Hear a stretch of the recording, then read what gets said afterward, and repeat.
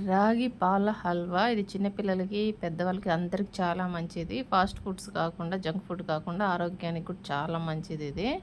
ప్రతి ఒక్కరూ తినాల్సిన రెసిపీ. ఇందుకోసం రాగులు ఒక 24 గంటల సేపు ఒక రోజంతా నానాలి. అప్పుడే రాగులు స్మూత్‌గా బాగా ఈజీగా మిక్సీలో గ్రైండ్ అయ్యి రాగి పాలు ఈజీగా తీసుకోగలుగుతాము. ఛానల్ ఫస్ట్ టైం చూసేవాళ్ళు ఏమైనా ఉంటే సబ్స్క్రైబ్ చేసుకొని వీడియో చూడండి. తర్వాత బాగా నానిన రాగులు తీసుకొని ఒక మిక్సీ జార్లో వేసుకోవాలి. రాగులలో కొద్దిగా నీళ్ళు పోసుకుంటూ, ఎక్కువ నీళ్ళేం పోయాల్సిన అవసరం లేదు. కొద్దిగా నీళ్ళు పోసుకొని బాగా మెత్తని పేస్ట్ లాగా చేసుకొని ఇలాగ వడకట్టుకోవాలి. ఒక నెట్ లాగా ఉండే ఒక క్లాత్ ఏదైనా తీసుకోండి. అప్పుడు ఈజీగా పేస్ట్ తనీగా వచ్చేస్తుంది, పాలు తనీగా వచ్చేస్తాయి మనకి. మామూలుగా జల్లెడలో వడకడితే రాగి పిండిలో ఉండేది కొద్దిగా డస్ట్ అంతా కూడా అలాగే వచ్చేస్తుంది. మనం చిక్కటి పాలు వస్తాయి ఇలాగ పిండినట్టయితే. ఇలాగ మొత్తం రాగులు ఇలా పేస్ట్ చేసుకొని మన నీళ్ళు కూడా కావాలంటే ఎక్కువగా యాడ్ చేసుకోవచ్చు అవసరం ఏమి అనుకుంటే. తర్వాత నేను మొత్తం ఇలాగ పాలు తీసిన తర్వాత నేను మొత్తం రాగి పాలని నీట్గా ఇలాగ ఒక క్లాత్తో వడకెట్టేశాను.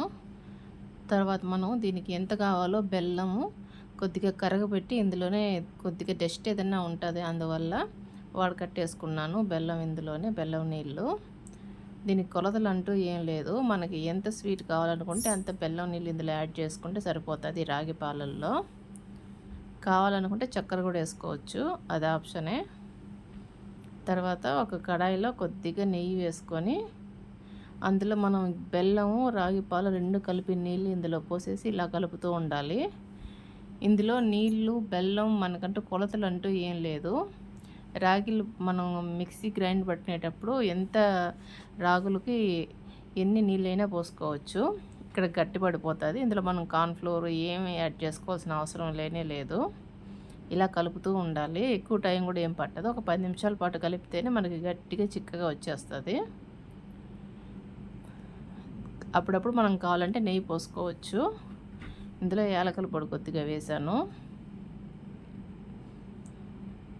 మనం నెయ్యి పోసుకుంటే కూడా కలుపుకోవచ్చు, లేదంటే మనం నెయ్యి కూడా అవసరం లేదనుకుంటే ఒట్టిది ఇలా కలుపుతూ ఉన్నా కూడా దగ్గర పడిపోతుంది హల్వా లాగా.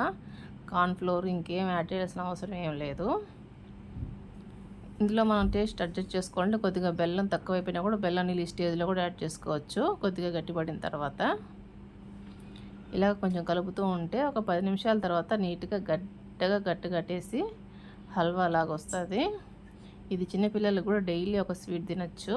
స్వీట్ ఎక్కువే ఉండదు, ఎగుట అంతకు మించిన ఉండదు, ఎన్నైనా తినచ్చు.